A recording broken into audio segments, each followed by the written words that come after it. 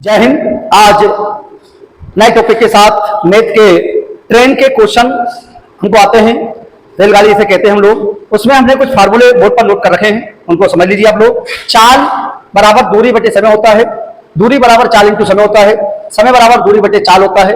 यही हमने इंग्लिश में लिख रखे हैं। Speed equal to distance upon time, distance equal to speed into time, और टाइम निकालना हो तो डिस्टेंस अपॉन स्पीड। यहाँ पर चौथी कंडीशन है, यदि 4 किलोमीटर पर घंटे में दी गई हो और 4 को मीटर पर सेकंड में कन्वर्ट बदलना हो तो हमको 4 में 5 बटा गुणा करना पड़ता है। इसी प्रकार यदि 4 मीटर पर सेकंड में दी गई हो और 4 को किलोमीटर पर घंटे में बदलने के लिए 4 में 18 बटे 5 का गुणा करते हैं। इसका इस्तेमाल अभी हम करते हैं। हमने पहला क्वेश्चन लिख रखा है, एक समान चाल से चलती हुई एक रेलगाड़ी 162 मीटर लंबे प्लेटफार्म को 18 सेकंड में तथा अन्य प्लेटफार्म को 120 मीटर लंबे प्लेटफार्म को 15 सेकंड में पार करती है। रेलगाड़ी की चाल ज्ञात करना है। तो यहाँ पर हमको एक ट्रेन जा रही है, समान चाल से जा रही है और दो प्लेटफार्म की कंडीशन हमको दी गई है। पहला प्लेटफार्म की जो लंबाई है 162 मीटर है हमारा, और दूसरा प्लेटफार्म है 120 मीटर, लेकिन अलग अलग डिस्टेंस हमको अलग अलग समय में पार कर रही है। तो हमने फार्मूला लिखा है, हमको रेलगाड़ी की चाल निकालना, स्पीड निकालना है। तो चाल बराबर लिखा हमने दोनों प्लेटफार्म की दूरी का अंतर बटे दोनों समयों का अंतर। तो हम चाल निकालना है, हम कैसे निकालेंगे चाल? तो दोनों प्लेटफार्म मतलब पहला प्लेटफार्म की जो लंबाई है 162 है और दूसरे की 120 है, दोनों का अंतर निकालेंगे। तो 162 माइनस 120, दोनों समयों के अंतर की हम बात करेंगे तो एक 18 सेकंड है, एक 15 सेकंड है। तो इसमें 18 माइनस 15, तो ये घटाएंगे तो 42 आएगा, और 18 में से 15 माइनस करेंगे तो 3 आएगा। ये आ गई हमारे पास मीटर पर सेकंड में चाल। लेकिन हमको किलोमीटर पर घंटे में बदलना है, तो हमने लिख रखा है यदि चाल मीटर पर सेकंड में दी गई हो और किलोमीटर में बदलना हो तो 18/5 का इंटू करते हैं। इसमें यदि हम 18/5 का इंटू कर देंगे तो हमारी चाल किलोमीटर पर घंटे में आ जाएगी।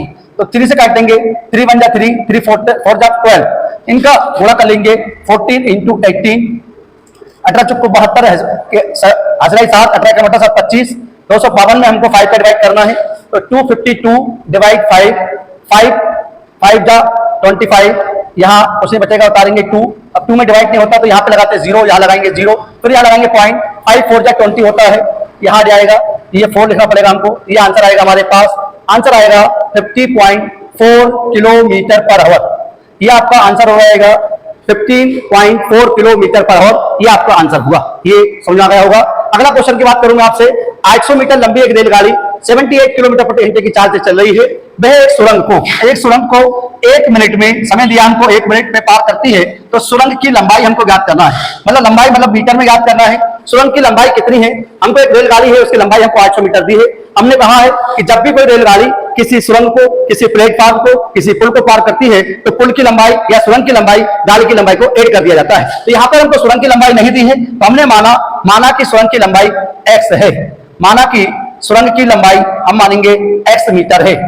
तो x मीटर हमने सुरंग की लंबाई मान ली है। तो गाड़ी की लंबाई हमारे पास 800 मीटर दी है, तो इसमें हम ऐड कर लेंगे 800 प्लस x मीटर। तो ये हमारे पास टोटल डिस्टेंस हो गया, दूरी हो गई। तो 800 मीटर की लंबाई हमारी ट्रेन है, सुरंग की लंबाई हमारी x है। तो दूरी इक्वल टू फार्मूला होता है हमारा, दूरी बराबर होता है चाल इंटू समय। तो दूरी बराबर चाल हमको दी है 78 किलोमीटर पर आवर। तो यहाँ पर रखेंगे 78 किलोमीटर पर आवर। ये किलोमीटर पर आवर में है, इसको मीटर पर सेकंड में कन्वर्ट करेंगे तो 5/18 का इंटू करेंगे। तो इंटू 5/18 लिख देंगे यहाँ पर हम लोग। ये हो गया हमारे पास चाल। समय लग रहा है हमारे पास, समय दिया 1 मिनट। हमें मालूम है कि 1 मिनट में 60 सेकंड होते हैं, इसलिए हमको यहाँ पे 60 सेकंड लिखना पड़ेगा। क्यों? क्योंकि हमको चाल को मीटर पर सेकंड में कन्वर्ट करा तो समय को भी हमको मिनट से सेकंड में लाना पड़ेगा, क्योंकि समय की सबसे छोटी इकाई सेकंड होती है और दूरी की सबसे छोटी इकाई मीटर होती है, इसलिए इसको हमने कन्वर्ट करा। तो हम काटेंगे इससे, 6 3 18 होता है, 6 धाम 60, 3 1 जा 3, 3 2 जा 6, 3 6 जा 18 होता है। इन सबका इंटू कर लेंगे हम लोग। तो 26 इंटू 5 इंटू 10, तो 10 5 जा 15 होता है। 15 का इंटू 26 में करेंगे, 5 6 जा 30 कैरी आएगा 3, 5 2 जा 10 और 3, तो यह जाएगा हमारे पास 1300। टोटल हमारे पास 1300 हो गया। हमको इस x की वैल्यू ज्ञात करना है, तो 800 plus x equal to 1300। x की आपको यही रखा रहना दीजिए 1300 माइनस, पक्षांतर करेंगे तो माइनस हो जाएगा या प्लस रहता है, उधर जाने पर माइनस हो जाता है। तो माइनस 800, x इक्वल टू 500। तो हमारे पास जो ट्रेन की लंबाई, हमारे सुरंग की जो लंबाई है वो 500 मीटर आएगी। तो ये सुरंग की लंबाई आ गई। तो सुरंग की लंबाई हमारे पास 500 मीटर आ गई है। यदि आपको ये क्वेश्चन समझ में आए हो तो देख लीजिए। दोस्तों, तीसरा क्वेश्चन रेलगाड़ी से संबंधित हमारा यह है। एक रेलगाड़ी एक समान गति से चलते हुए 270 मीटर तथा 450 मीटर लंबाई वाली दोनों सुरंगों को क्रमशः 12 सेकंड तथा 15 सेकंड में पार करती है, तो रेलगाड़ी की चाल किलोमीटर पर आवर में क्या है? ये हमारा क्वेश्चन है। अभी हमने इस प्रकार का पहला क्वेश्चन आपको बताया था, हमने लिखवाया क्वेश्चन फार्मूला आपको करना है। चाल बराबर दोनों सुरंगों की लंबाई का अंतर ऊपर लिखना है आपको, और दोनों सुरंगों को पार करने में लगे समय का अंतर नीचे लिखना है, जिससे कि हमकी चाल आने वाली है। हम कैसे निकालेंगे चाल? दोनों सुरंगों की लंबाई का अंतर, तो दोनों सुरंगों की पहली लंबाई है 270, दूसरी है 450। जो ज्यादा हो वो पहले लिख लो, जो दूसरी है पहली वाली उसको बाद में लिख लो। तो हम यही कर लेते हैं। तो 450 दूसरी गाड़ी की लंबाई है, पहली गाड़ी की पहली सुरंग की लंबाई है 270 अपॉन दूसरे सुरंग को पार करने में लग रहा समय 15 और पहली सुरंग को पार करने में लग रहा है 12, तो 15 माइनस 12। तो यहाँ पे अपन को 450 में से 270 माइनस करना है और 15 में से 12 माइनस करना है, तो 180। तो 450 में से माइनस 270 माइनस कर रहा है तो 180 आ रहा है, और 15 में से हमने 3 घटाया, 12 घटाया तो 3 आ गया। 3 से डिवाइड कर देंगे, 3 6 18, ये शून्य जहां जाएगा हमारा। और ये हमारी चाल मीटर पर सेकंड में है। ये चाल अभी जो आई है हमारे पास मीटर पर सेकंड में आई है, इसको किलोमीटर में घंटे में बदलने के लिए हम इसमें 18/5 का गुणा करेंगे, तो 60 इंटू 18/5, 5 बन जा 5 कैरी बचेगा 1, 12 5 10 हो जाए 5 10, इसका इसमें इंटू कर लेंगे 12 के 96 ऐसे लाइन 12 का 12 के 216 किलोमीटर पर घंटा। ये आपकी चाल आ गई 216 किलोमीटर प्रति घंटा। ये हमारा तीसरा क्वेश्चन कंप्लीट हो गया है। मुझे लग रहा है ये समझ में ट्रिक आ गई होगी आपकी। चौथा क्वेश्चन की हम बात करें, चौथा क्वेश्चन लिखा है थोड़ा इससे डिफरेंट क्वेश्चन है हमारा। 220 मीटर लंबी एक रेलगाड़ी एक 440 मीटर लंबे पुल को पार करने में 33 सेकंड लेती है।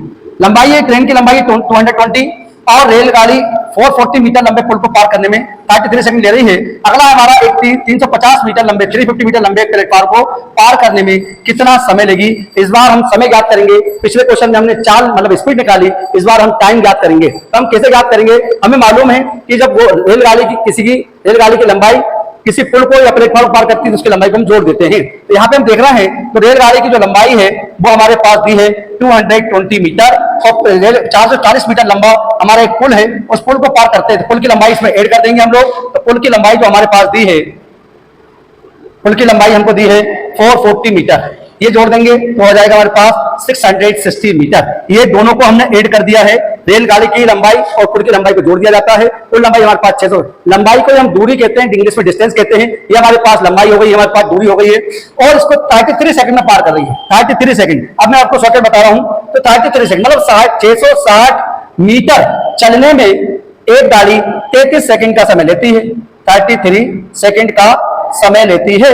पहला कंडीशन हमारी क्या हो गई? 660 मीटर चलने में 33 सेकंड का समय लेती है। फिर अगला हमें लाइन दी है 350 मीटर लंबे प्लेटफॉर्म को पार करने में वह कितना समय लेगी? हमको फिर समय निकालना है। यहाँ पर हमें मालूम है कि ट्रेन की लंबाई 220 है, अगले पुल की लंबाई प्लेटफॉर्म की लंबाई 350, इनको भी हम ऐड कर देंगे तो हमारे पास 220 प्लस 350 ये टोटल ऐड कर देंगे तो यह रहेगा हमारे पास 570 मीटर। यहाँ पे लिखेंगे हम लोग 570 मीटर बराबर हमें समय ज्ञात करना है। तो यहाँ पे हम एक्स मान ले या क्वेश्चन मान लगा लेते हैं तो हमको इसकी वैल्यू ज्ञात करना है ना। तो 660 मीटर चलने में 33 सेकंड का समय लेती है तो 570 मीटर चलने में कितना समय लेगी? इस क्वेश्चन मार्क की हमको वैल्यू निकालना है। तो हमें मालूम है इक्वल लगा होता है तो हम इसका क्रिया गुणा कर लेते हैं। इस प्रकार से इसको बाहर कर लेते हैं हम लोग और अपोजिट वाले हमारे ऊपर आ जाते हैं। 570 इंटू 33 और अपॉन 660 नीचे आ जाएगा हमारा और हम इसको डिवाइड कर देंगे 0 से 0, 13 बन जा 33 बन जा 33 जा 2 जा 66 होता है। 2 से हमको 57 में डिवाइड करना है तो 57 अपॉन 2 ऐसे डिवाइड कर दीजिए।